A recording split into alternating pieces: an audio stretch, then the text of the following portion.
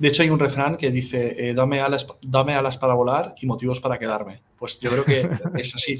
Y lo que está haciendo España precisamente es imponer impuestos de salida, que es lo contrario, es cortarte las alas, en lugar de darte motivos para quedarte, ¿no?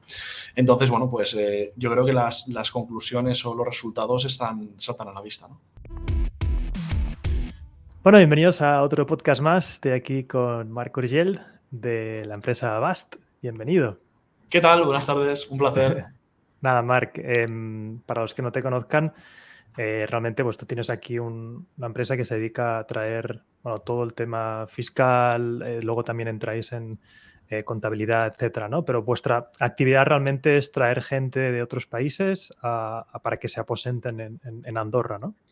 Sí, o sea, somos un grupo de empresas que engloba tanto despacho de economistas como despacho de abogados y nuestra especialidad es asesorar a gente que proviene del extranjero y que tiene interés en Andorra, pues ya sea porque quiere adquirir un activo, quiere adquirir una empresa o porque quiere venir a residir. Entonces, especialmente en los últimos años, por todo el movimiento migratorio, pues nos hemos especializado mucho en lo que es cambio de residencia, pero en general asesoramos en todo lo que es derecho corporativo como concepto, ¿no? Y cuéntanos un poco, ¿cómo ves el panorama? Porque hubo un boom, ¿no? O sea, hubo un boom de Andorra, de que todo el mundo empezó a venir. Yo creo que Correcto. fue porque empezaron los medios a decir, Andorra, qué malos son los que se van, y en el fondo Exacto. hicieron publicidad al país, ¿no?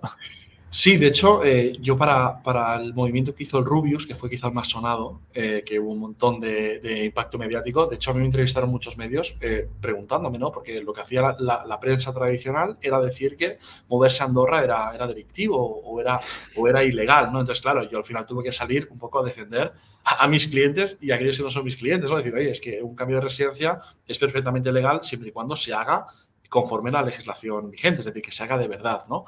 Entonces, bueno, sí que ha habido un boom muy fuerte, sí que es verdad que ese boom, aunque se mantiene, pero cada vez de alguna forma va desacelerando, pero bueno, al final Andorra sigue siendo un país muy atractivo y muy interesante para proyectos de este estilo, tanto creadores de contenido como empresas, como startups en general, ¿no? ¿Qué proyectos ves más que vienen? O sea, por así decirlo, ¿quién debería plantearse venir y quién dirías, no, tú mejor no tiene tanto sentido? A ver, yo veo que hay dos variables, una que es la objetiva y la otra la subjetiva, ¿no? Objetivamente, si tu beneficio como compañía o como persona física no es muy significativo, ¿vale? El cambio de residencia fiscalmente te comporta más costes que ahorro, porque no tienes una base suficientemente amplia ni estás pagando muchísimos impuestos en España, ¿no? Ese es el primer punto, cuantitativamente. Luego, cualitativamente, pues desde luego, si fabricas motores, Andorra no es tu país de residencia. Es tu país de residencia siempre y cuando, pues, por ejemplo, tengas un negocio digital, tengas un negocio de formación, tengas un negocio vinculado con blockchain, por ejemplo, o si eres un creador de contenido, siempre y cuando puedas hacer una actividad que no te requiera medios humanos o medios materiales muy importantes, ¿no? Hay startups que ves, o sea, porque yo siempre he pensado, vale, lo fácil es agencias digitales, creadores, todo lo que es digital, ok, Uh -huh. equipos pequeños, etcétera. ¿Ves la posibilidad de que se vengan startups, rollo externalizando, bueno, con esta cultura del trabajo descentralizado? ¿Ves que eso empieza a venir más rollo una empresa startup o no tanto?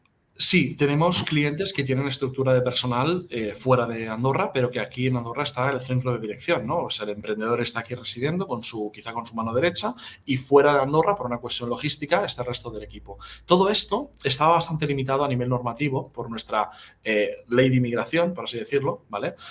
Pero recientemente ha habido aprobación de la ley de nómadas digitales que permite y facilita mucho este tipo de operativas. Realmente, jurídicamente lo puedes articular como quieras, pero sí que es verdad que Andorra, una de las problemáticas que tiene es que tenemos muy poco capital humano. Al final tienes que importar el capital humano.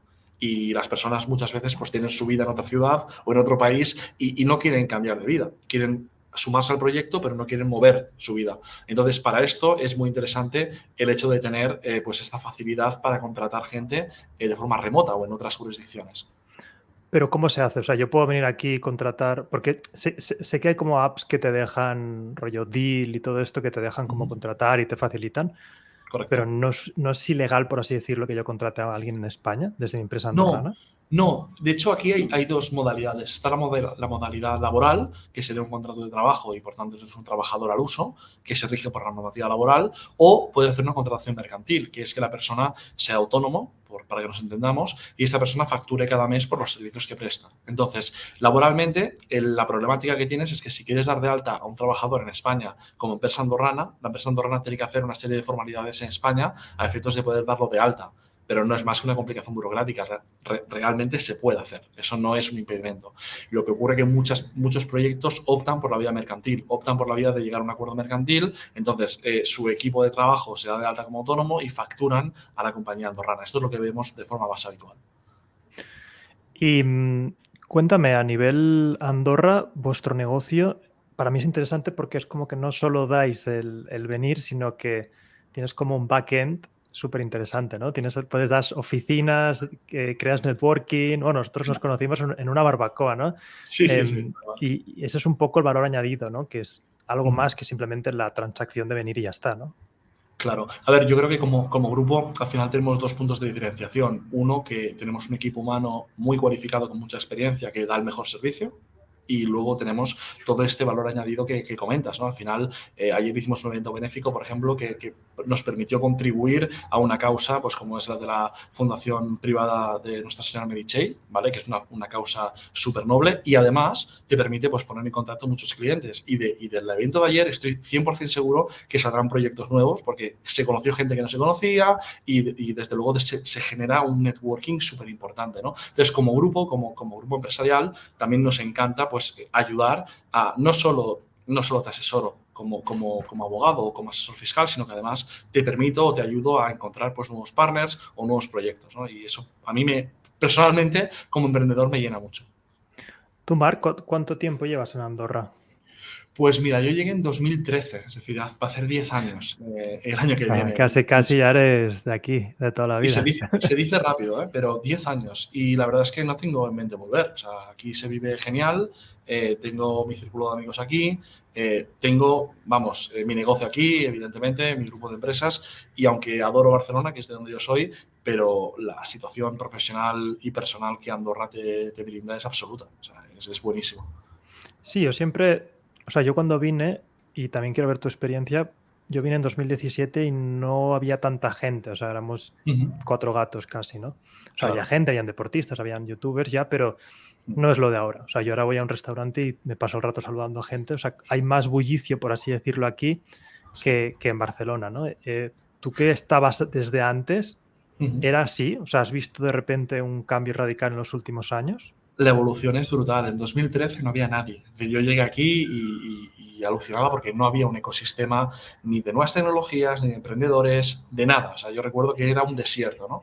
Y poco a poco, también en parte el trabajo que hemos hecho, ¿no? Como profesionales, que es promocionar lo que el país ofrece a startups, lo que el país ofrece a empresarios, ¿no? Y ha habido una evolución brutal. Es decir, en 2017, cuando llegaste tú, ya había un pequeño ecosistema, pero lo que hay ahora es brutal. O sea, realmente, como tú dices, ¿no? Yo muchas veces voy a un restaurante a cenar el fin de semana y no puedo desconectar porque es que me encuentro con todo el mundo y es absolutamente, bueno, es bueno y a la vez es malo, ¿no? Depende de quién le preguntes, te dice, no, es que yo no quiero que me hago bien, ¿no? Pero no, hay un ecosistema buenísimo y por tanto no solo, y esto lo decía el otro día en una entrevista, no solo es el aspecto fiscal de venir a Andorra. Si es por un tema fiscal, te puedes ir a Emiratos o te puedes ir a Portugal. Es por un tema de ecosistema, porque tienes una fiscalidad muy buena, tienes un ecosistema muy bueno y te permite hacer un networking que otros países, ni por asomo, ¿no? Yo al final creo que el concepto nacionalista de país se irá difundiendo con el tiempo, por muy a pesar de los gobiernos, ¿no?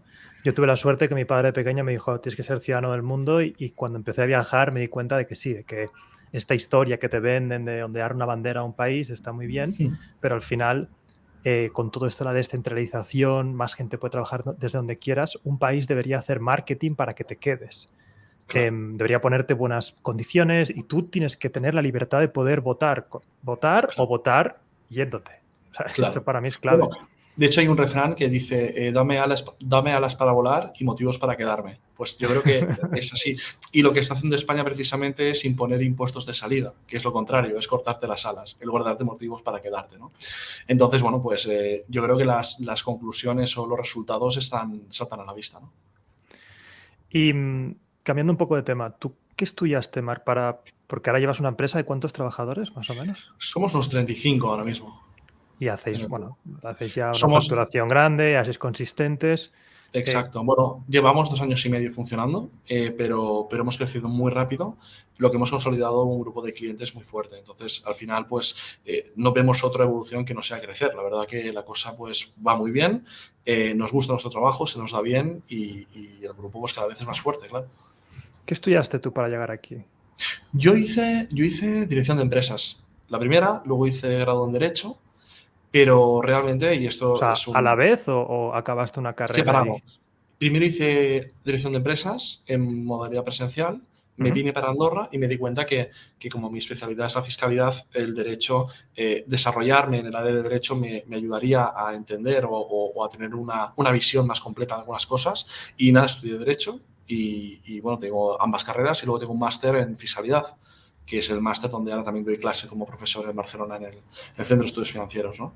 Pero lo que quería decirte es que al final lo de la formación es muy relativo. Lo de la formación, hay gente que tiene 4 carreras y no es capaz de emprender un proyecto. O sea, al final es más importante tu skill o tus skills, digamos, horizontales que no tanto que has estudiado, ¿no? Yo tengo compañeros que no tienen derecho, pero que cogen una ley, la leen y la entienden y pueden ayudarte en lo que necesitas, ¿no? Es un poco el romper un poco la titulitis, ¿no? Que yo siempre digo que ¿Y por qué estudiaste la carrera? O sea, ¿en ese momento creías que te iba a funcionar o lo hiciste para emprender?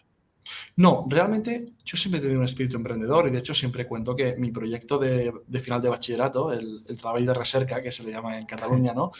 Fue de montar una empresa. O sea, yo ya desde los 18 tenía muy claro que quería hacer algo por mi cuenta, pero también es verdad que para montar algo tienes que tener muy claro lo que quieres hacer y tienes que hacerlo en el momento oportuno. Claro, con 22 años que acabas una carrera no tienes ni los recursos económicos probablemente, ni la experiencia, ni un know-how de un sector determinado para poder emprender. Entonces, cuando tú innovas en un sector determinado, puedes lanzar un proyecto desde muy joven, pero cuando yo no estoy innovando, yo estoy cogiendo un sector tradicional y haciéndolo mejor que la competencia, ¿no? Entonces, claro, necesitas un background que solo puedes tener en un principio trabajando para otros, ¿no? Entonces, bueno, después de 8 años trabajando para terceros, vi que era el momento, en pleno COVID, y lancé el proyecto, ¿no? O sea, fue en pleno COVID que dijiste, porque antes trabajabas para una empresa andorrana. Para un despacho de Andorra, correcto, correcto. Bueno, un despacho con presencia en varios países, pero bueno, yo estaba aquí fijado, claro. ¿Y fue duro el cambio de decir, va, me lanzo a la piscina o lo tenías ya pensado? Yo lo tenía muy claro, lo que también estábamos en confinamiento total cuando yo decidí tomar esta decisión, ¿no? Entonces no era el mejor momento, ¿no? Si haces un análisis DAFO, te das cuenta que no es el momento para lanzar una empresa. Pero tenía a veces yo tengo esas, ¿cómo te diría? No es racional, sino es más bien emocional y necesitaba hacerlo, ¿no? Y todo el mundo me decía que no lo hiciera. Además, en el trabajo estaba muy bien, tenía una retribución muy buena. Mis padres, que son ultra prudentes, me decían, estás loco, no lo hagas. Pero bueno, tenía las ganas de hacerlo, sentía que podía hacerlo y que me iba a ir bien y me lancé. Y la verdad es que el cambio es muy, muy importante. Es un cambio para bien y para mal. Tiene cosas buenas y malas como todo en la vida, ¿no?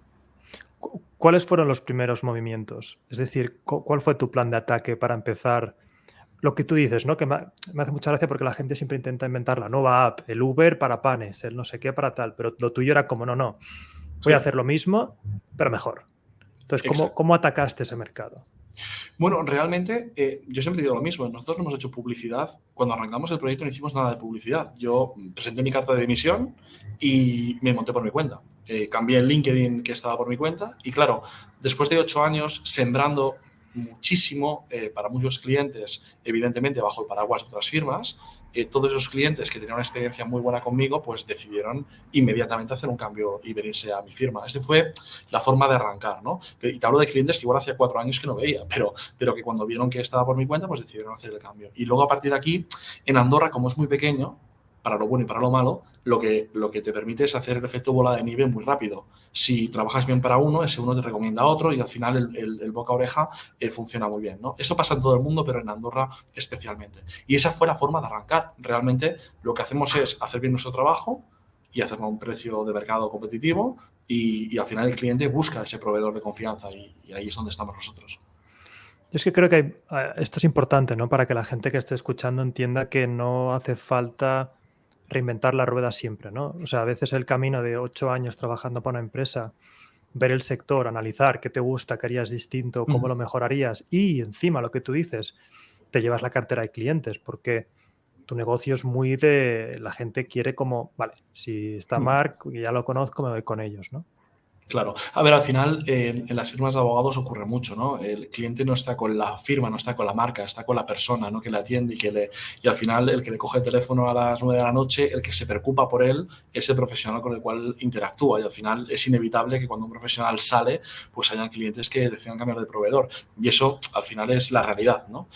Más allá de eso, evidentemente, cuando te vas a un sitio tienes que hacerlo de forma muy elegante, ¿no? Y nunca puedes hacer una acción proactiva contra esos clientes, pero al final, como diríamos, la cabra tira al monte, ¿no? Y el cliente, si está contento, pues acaba viniendo.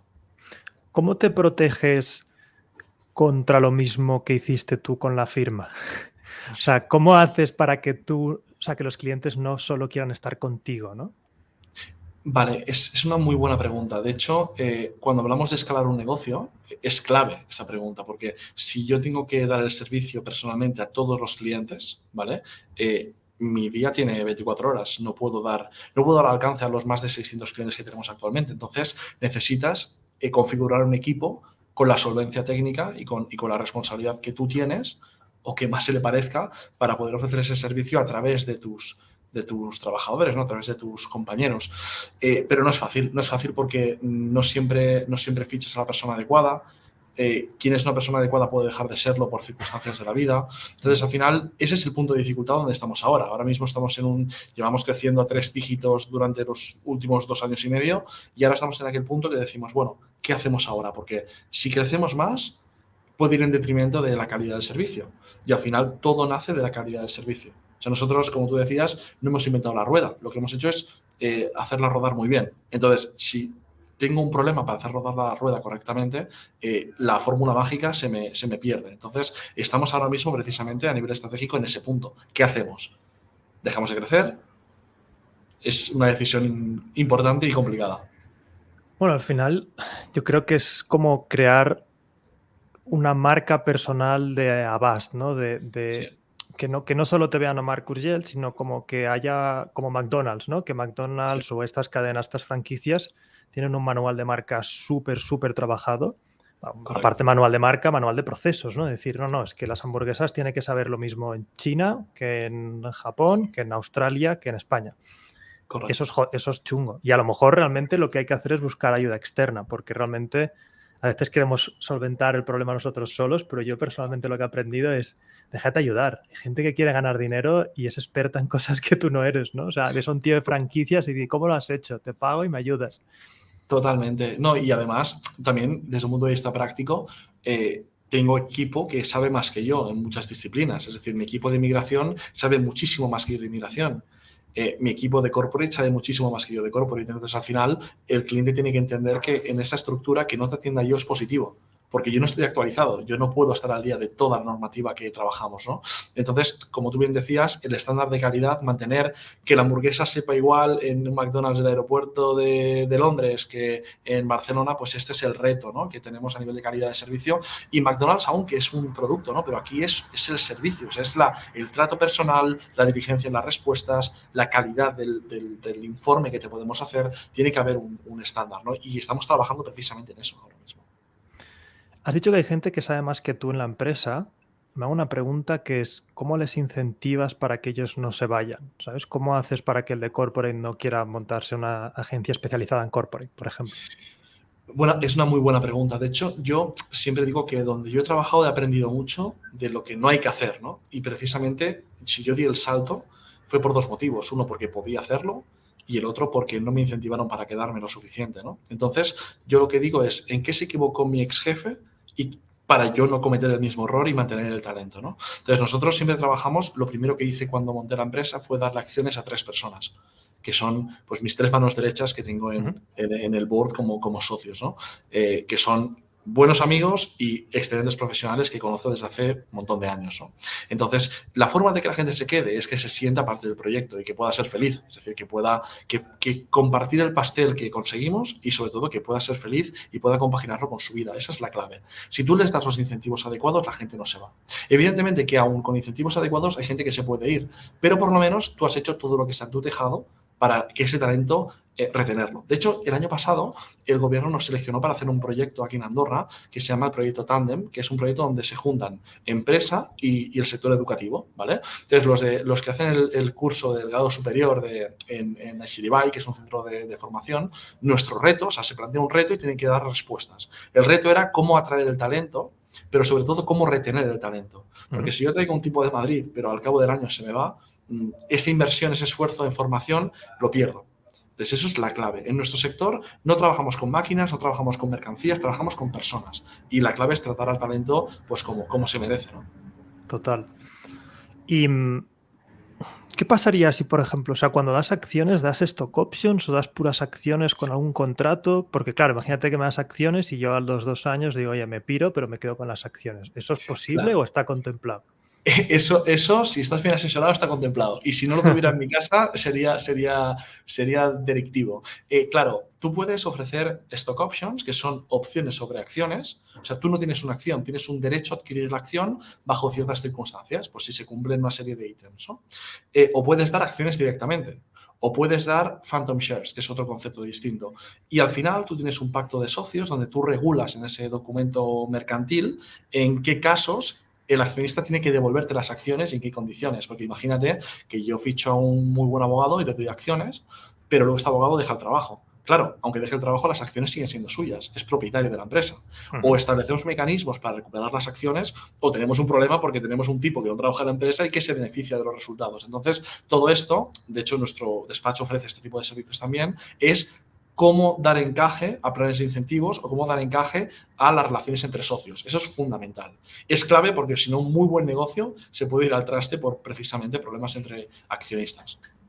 Y es que es algo con lo que he lidiado bastante, ¿no? El cómo incentivar a gente clave en el equipo, cómo dar...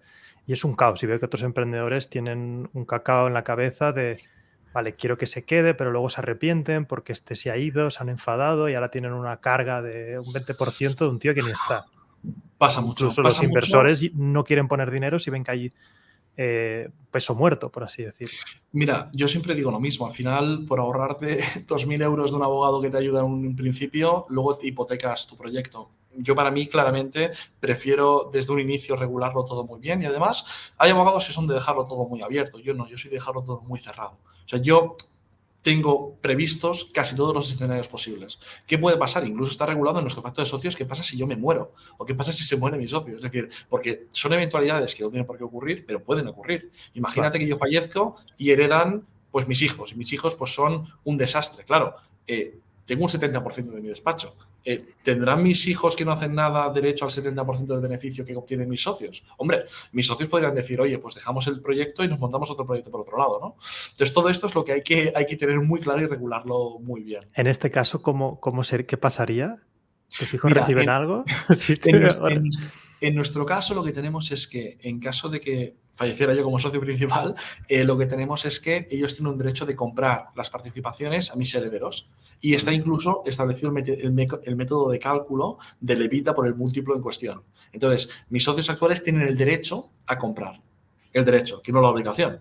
Si ellos no lo ejercen, pues todo seguiría igual y mi heredero tendría el porcentaje, ¿no? Pero por lo menos se le da una puerta a adquirir esa participación y mantener el capital en manos de los profesionales que trabajan en el despacho, que al final ese es el motor, ¿no? El motor que hace que todo funcione. Totalmente. Vamos a cambiar de tema. Has hablado de cripto en Andorra. ¿Cómo está el panorama? Porque sacaron una nueva ley con un montón... No me la leí, pero yo vine a la conferencia donde estabais vosotros y algo me Sí, enteré. ¿Cómo está el sí. panorama? El panorama está muy activo. Falta un desarrollo reglamentario que es fundamental, porque al final si te dan una ley pero no te dan el reglamento, te falta esa segunda pieza para acabar de ver cómo se puede hacer, ¿no?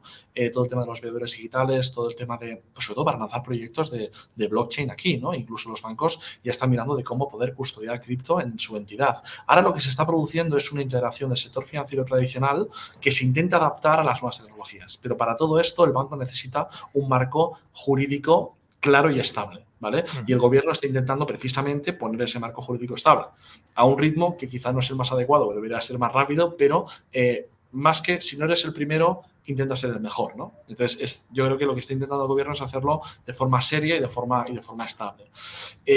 Lo que hay actualmente son varios proyectos cripto que se están desarrollando desde aquí. Tenemos un marco normativo que nos lo permite hacer, cosa que antes no. Antes los proyectos iban a Estonia, se iban a Suiza. Ahora tenemos un marco para poder hacerlo desde aquí, ¿no? Y nosotros como despacho ya llevamos bien un año que desarrollamos un departamento especializado en blockchain.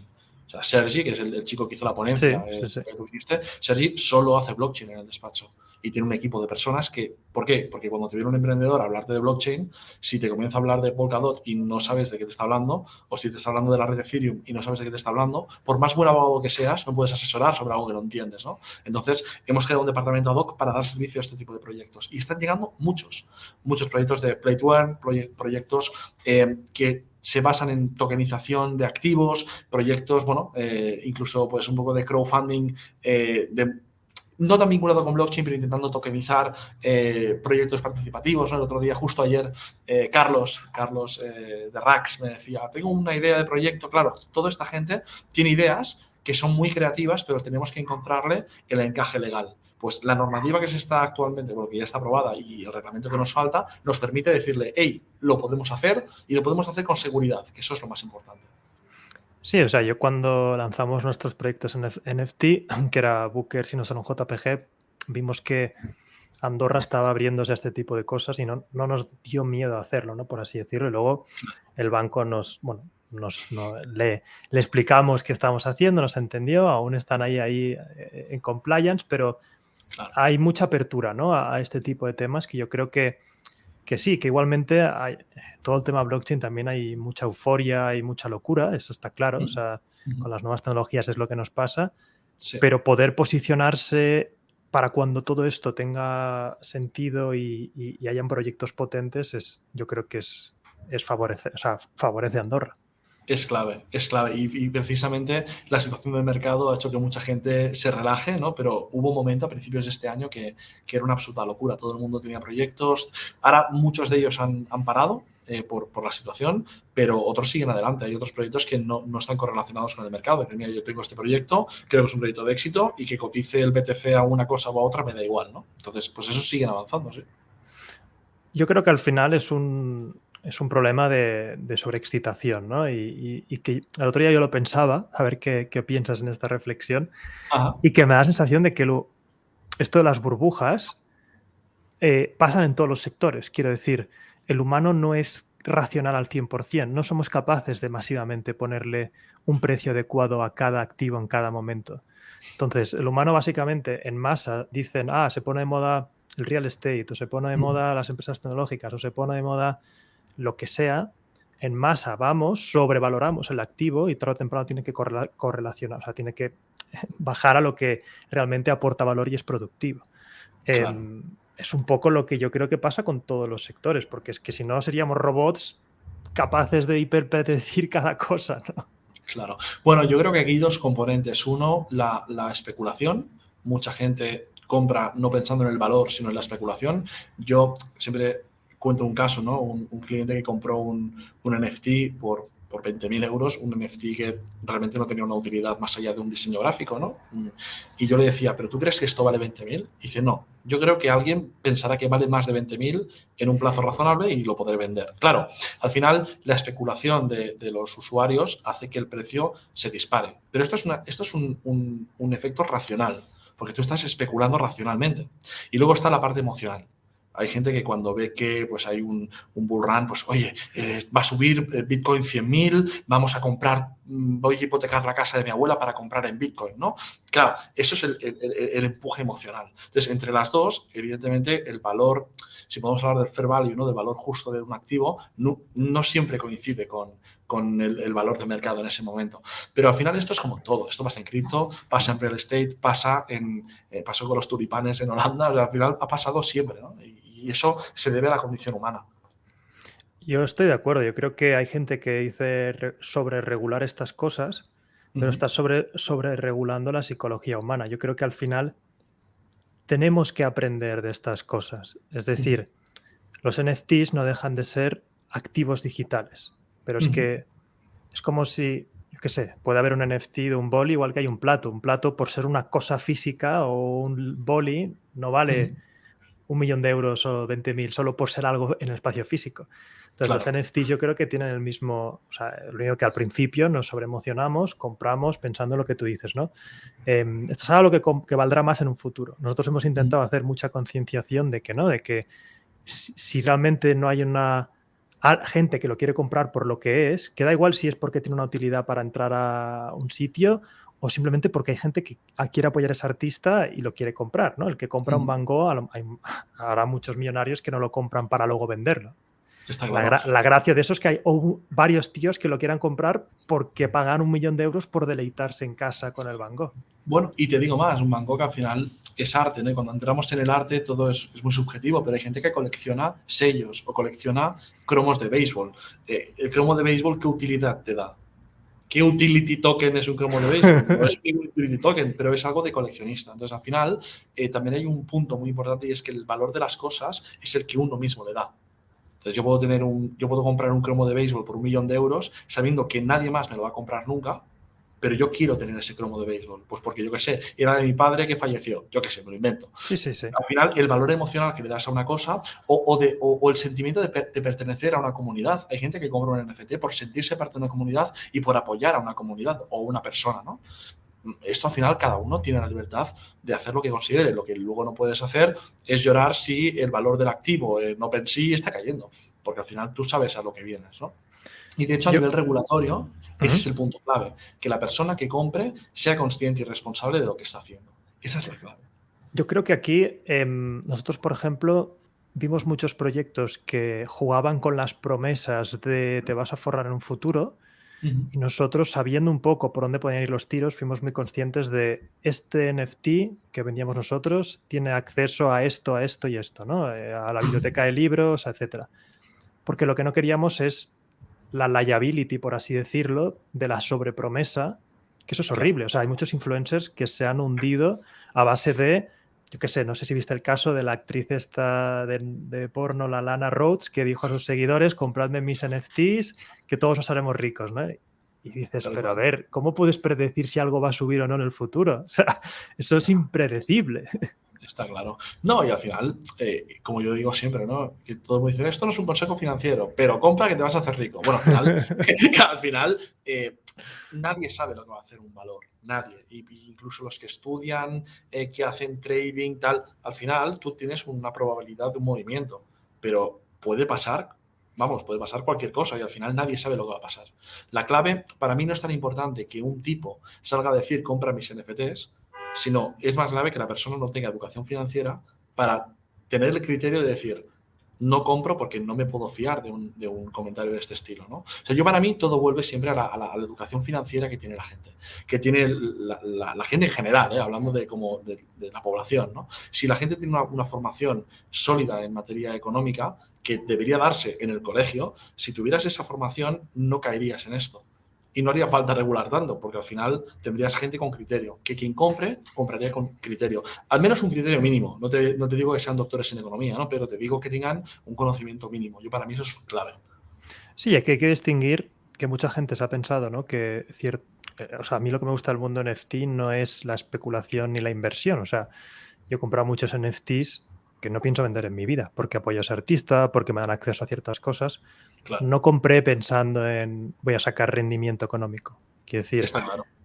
Ya sabemos el riesgo que hay. Algo que pueda ser que multipliques tu dinero por 10 en un año, el riesgo es 10. O sea, hay que comprarlo por otras razones, ¿no? Claro. Pero bueno, que ahí yo creo que irá evolucionando el espacio y yo creo que se irá normalizando. Yo creo que incluso la palabra NFT cambiará a simplemente a artículos digitales. Es decir, antes no se podían tener cosas en Internet, ahora sí.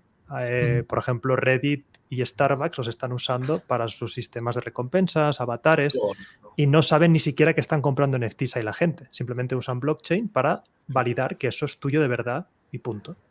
Claro. No, yo pienso que la tecnología es muy útil para muchísimas cosas y que algunos NFTs tienen un valor de coleccionables y al final, si tú compras por pura especulación, eso es tu problema. pero como tú bien dices, yo tengo NFTs que no voy a vender nunca porque apoyo a la persona a la persona en cuestión, ¿no? O porque apoyo al proyecto. Igual que soy Patreon de varias personas, pues porque apoyo al autor. O sea, puedo tener acceso gratuito, porque hoy en día tienes acceso gratuito a todo si lo buscas, pero no lo hago por respeto y por apoyo. Entonces, esto es algo parecido, bajo mi punto de vista, ¿no?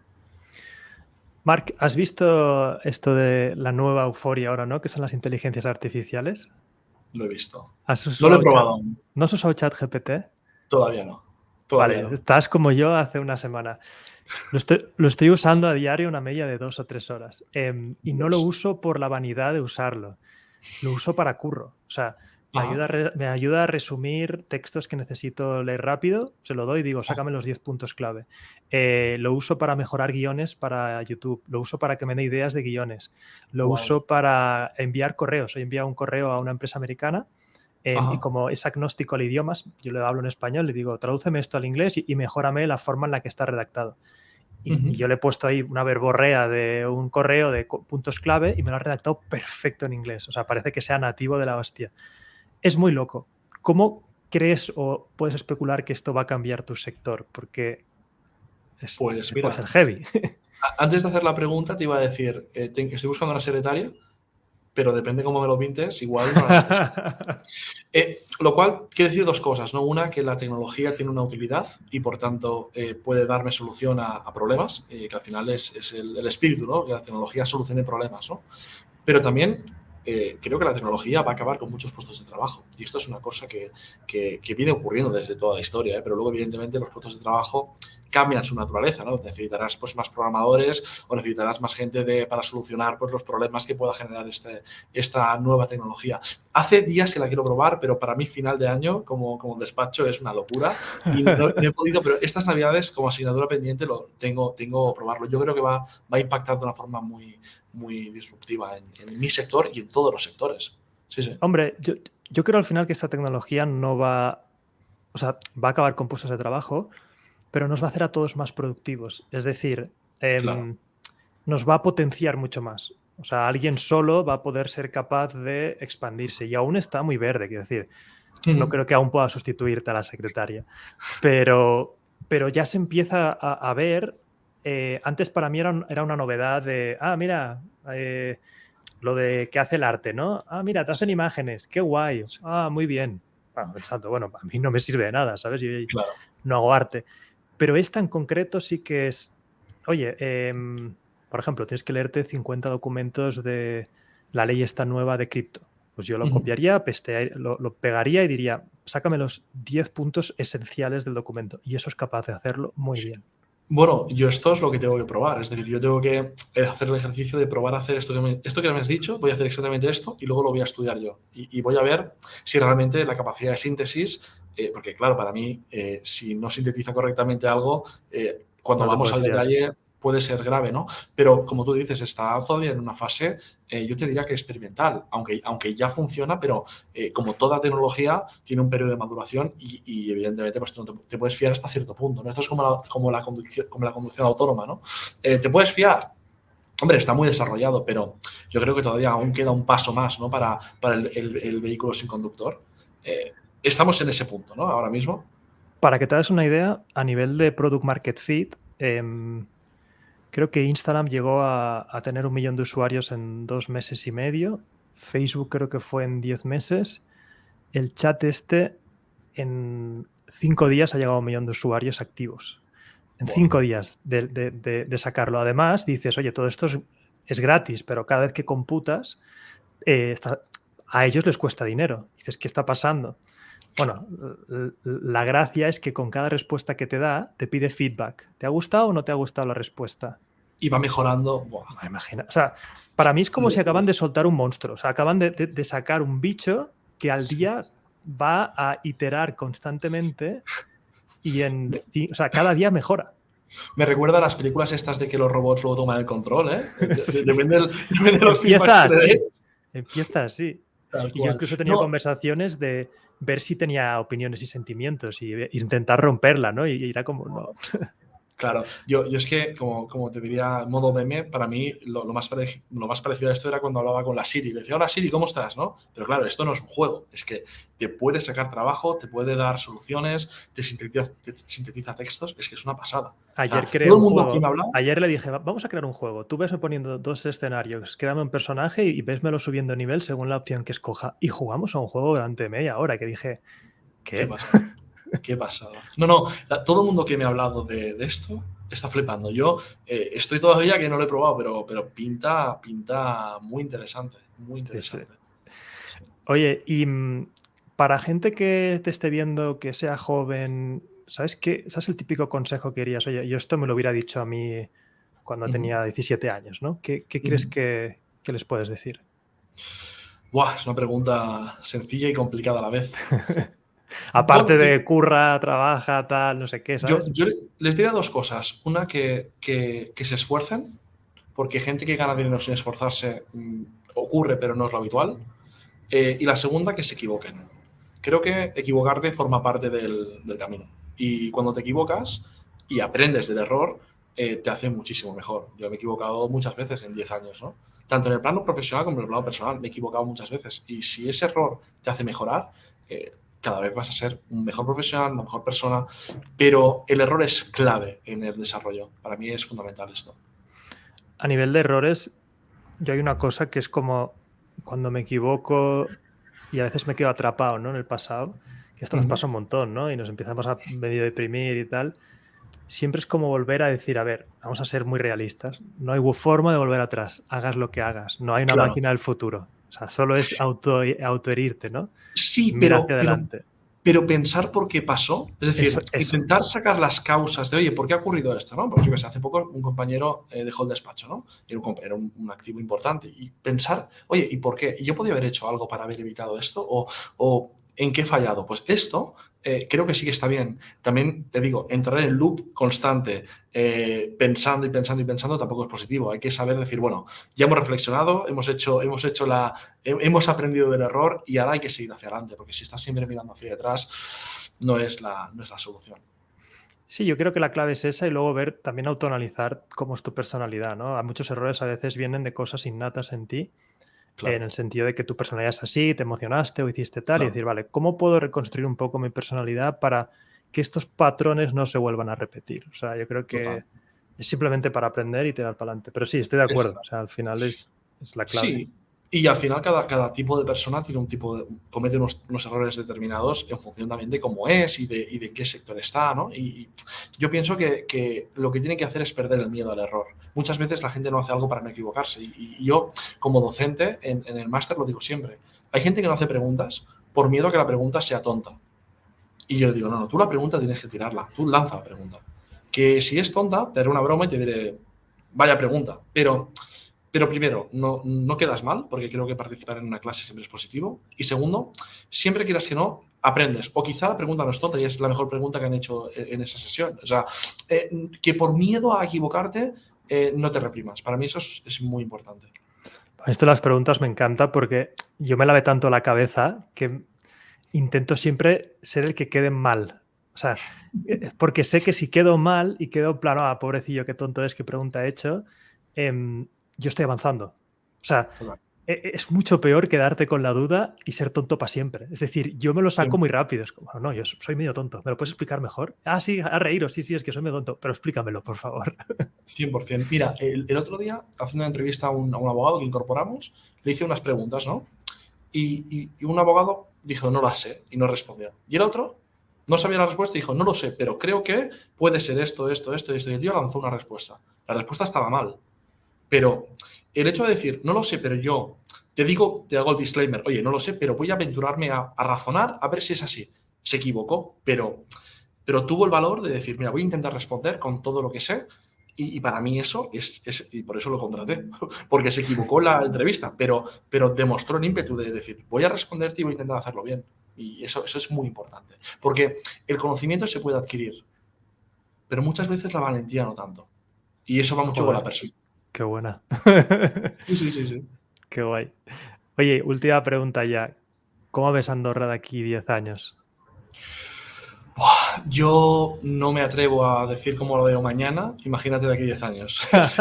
Es muy difícil porque depende mucho de las decisiones que se tomen. Yo siempre digo que el sector privado es aquel que impulsa, ¿no?, la innovación, el que impulsa los proyectos conjuntos, el que genera riqueza. Para mí el sector privado, como liberal que soy, ¿no?, pues es la panacea. Pero sí que es cierto que el sector público tiene que contribuir. El sector público puede tomar decisiones que dificulten o incluso imposibiliten el desarrollo del sector privado, o puede tomar decisiones que faciliten o incentiven el sector privado. Yo creo que el sector público de Andorra, en este caso el gobierno de Andorra, tiene la palabra. Si el gobierno de Andorra es capaz de legislar y de apoyar las iniciativas para que el sector privado crezca, si es capaz, Andorra lo veo, bueno, de aquí 10 años con un crecimiento exponencial. Si el gobierno no es capaz o incluso pone palos en las ruedas por motivos electoralistas o por la razón que sea, entonces Andorra creo que va a retroceder. Entonces, para mí, el sector público tiene la clave. Espero que no retroceda. Yo Bueno, tengo mucha fe. Vivo muy bien, no a nivel de impuestos, ¿eh? Yo vine porque me tenía que, o sea, me quería ir a cualquier lado, aquí era condiciones buenas, pero ahora ya tengo mi pareja aquí, familia aquí, claro. Y los paseos en el monte para mí es liberador. O sea, es un país bonito.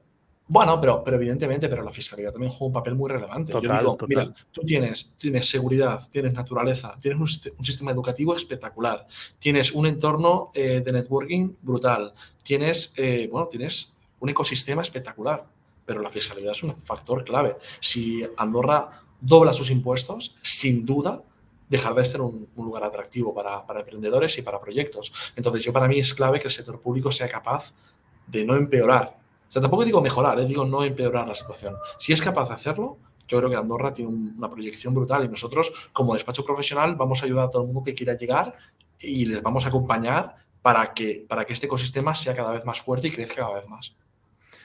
Te he dicho que era la última pregunta, pero justo hablando de esto, si no la hago, sé que alguien en los comentarios lo hará, seguro, de Andorra. ¿Qué pasa con el real estate en Andorra?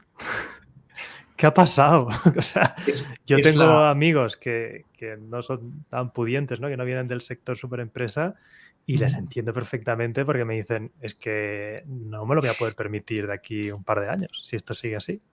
Totalmente. Bueno, ocurre lo que ha ocurrido en otras poblaciones. Cuando hay un exceso de demanda de vivienda y hay una oferta restringida o limitada, pues el precio sube. Aquí la cuestión es que, y sobre todo últimamente, están vinculando mucho la llegada de nuevos empresarios con la subida de precios de la vivienda. Y a ver, analizando cifras históricamente, Andorra hace 10 años tenía más población que hoy y había menos vivienda. Gracias, te lo iba a decir. Digo, yo vi ese dato hace poco y dije, claro. ¿Qué pasa aquí? Claro, entonces la pregunta es, ¿qué pasa aquí? Y yo creo que la respuesta es, ¿cuántas viviendas vacías hay en Andorra hoy? Esa es la pregunta. Hay muchas. ¿Y por qué no las alquilan? ¿No quieren ganar dinero? No... Bueno, yo creo que hay dos razones. Una razón especulativa, yo tengo un piso de 100 metros cuadrados, lo pongo a la venta a 1,5 millones, y claro, si lo tengo a la venta no lo puedo alquilar. Si estoy especulando para la venta, no lo puedo alquilar, con lo cual lo retiro del mercado. Esto restringe la oferta estrictamente. Y luego otra razón es que hay gente que tiene inmuebles no declarados todavía aquí, en su país de residencia, y no puede obtener rentas de esos inmuebles porque si no, en su país de residencia les pillarían con el activo fuera. Entonces, yo creo que estas son las dos razones principales por las cuales hay mucho producto que no está en el mercado. Y luego hay una tercera que ya es más coyuntural, que es la concentración de la propiedad. En Andorra la propiedad está muy concentrada. Es decir, hay un propietario que tiene 500 inmuebles. Entonces, si no alquilo uno, porque pido 10.000 euros por un piso, si no lo alquilo me da igual, porque tengo 499 más y no me hace falta el dinero. Entonces, al tener la propiedad muy concentrada, el mercado, digamos, es más rígido. Y esto, esto ha pasado. De hecho, hasta hace muy poco había un hotel entero cerrado. O sea, ahora lo han reabierto, pero lleva 10 años cerrado. O sea, un activo en el centro de Andorra cerrado. Y yo decía, ¿y la propiedad? ¿El coste de oportunidad de este activo cerrado? ¿Por qué no lo venden? No, la propiedad tiene muchas otras propiedades y no le interesa ahora mismo abrirlo. Claro, todo esto perjudica al mercado. Y precisamente, esto cuando estudias económicas te lo dicen, ¿no? Que esto funciona en un escenario de competencia perfecta. Pero claro, es que aquí no hay competencia perfecta y aquí tienes un problema además de concentración, ¿no? Pero yo creo que esto, con todo lo que se está construyendo y que se está acabando de incorporar al mercado, esto se corregirá, seguro. No sabemos qué nivel de corrección tendrá el precio de la vivienda, pero yo tengo la firme convicción, y ojo, y esto no es un consejo financiero, pero compra casas. pero yo creo que corregirá. Y yo como propietario de un inmueble aquí, que compré hace unos años ya, al final pues es verlas venir, ¿no? Es decir, bueno, pues sube, baja, oscila, pero hay mucha gente que se está aprovechando del mercado, como es normal, ¿no? Y esta gente que se aprovecha del mercado especulando también perjudica que esa corrección no llegue. Pero yo creo que llegará. Y el problema que tenemos a nivel político es que los trabajadores de a pie, que no tienen rentas muy elevadas, en cuanto termine la moratoria que se introdujo por el COVID, que no permitía subir los alquileres a los arrendatarios, en ese momento no podrán vivir en Andorra y tendrán que salir fuera, tendrán que ir a vivir a Guadassuar Urgell, que está aquí al lado, o tendrán que irse a parroquias altas o compartir piso. Y esto, para una población o para un país, pues nunca es agradable, ¿no? Y el gobierno tiene que luchar porque el PIB de Andorra suba, pero también porque la gente de Andorra tenga una calidad de vida y pueda vivir en condiciones dignas. Y este trade-off es donde el gobierno tiene que hacer equilibrismos y ver cómo puede solucionarlo, ¿no? Para mí es importante que se eduque sobre este tema y que se estudie bien lo que es, porque suele pasar que en estas situaciones la gente, como no entiende bien lo que está pasando, porque es difícil entender de estos términos económicos, se aprovecha algún político para hacer demagogia o populismo y aprovecharse, ¿no? Porque lo que tú dices, las causas no son tan simples como parecen, porque hace 2007 había más población en Andorra que la que hay hoy y no habían problemas de pisos. Entonces, hay que encontrar realmente el problema y atacar eso y no decir, yo qué sé, que hay que subir más impuestos o que hay que hacer cosas que en esos momentos es fácil hacer ese tipo de política, ¿no? Bueno, cuando hay un problema, una solución es señalar a un culpable, ¿no? Y yo creo que lo que ha pasado es que han hecho esto, han señalado a los empresarios que vienen a Andorra como los culpables de la subida del precio de la vivienda. Y para mí, evidentemente que hay una correlación, pero no es una correlación significativa. Es decir, claro que si viene gente de fuera a residir aquí, sube el precio porque es demanda, está claro, pero no es la causa principal, no puede serlo. Pero no puede serlo por una cuestión estadística, porque si tú miras el incremento o decremento de población, cada año hablamos de en torno a 1.000 personas de diferencia. Esto no es una demanda tan significativa como para que suban los precios como están subiendo. Sí, yo recomiendo buscar en Google cuánta población había en 2007 o 2008. Luego, después de la crisis, se fue un montón de gente, pero creo que eran 80 y pico mil personas, o sea, más de las que hay hoy. Esto lo puedes ver oficialmente en estadística.d, que es la web oficial del gobierno. Ahí tienes la demografía oficial y los datos dicen exactamente esto. Entonces, que no me vendan que hay mucha población porque no es así. Y luego, también te digo, vas a restaurantes, vas a lugares y no está lleno. O sea, no hay una masificación. Hay masificación cuando vienen turistas, eso sí, pero no hay una masificación de población local.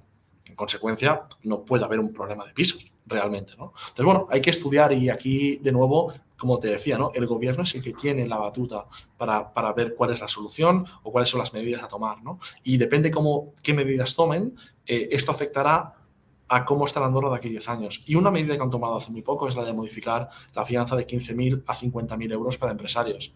Claro, la persona adinerada, que por cierto es la que puede pagar un alquiler más alto y la que hace que suban los precios, no tiene ningún problema, pero el empresario que tiene una startup necesita los 50.000 euros para invertir en su proyecto. Lo que estás haciendo es limitar que lleguen startups al país. Y eso para mí es limitar el talento y es un problema. Y es lo que hace que, de alguna forma, Andorra no sea escogida como jurisdicción para acoger un proyecto nuevo en muchas ocasiones.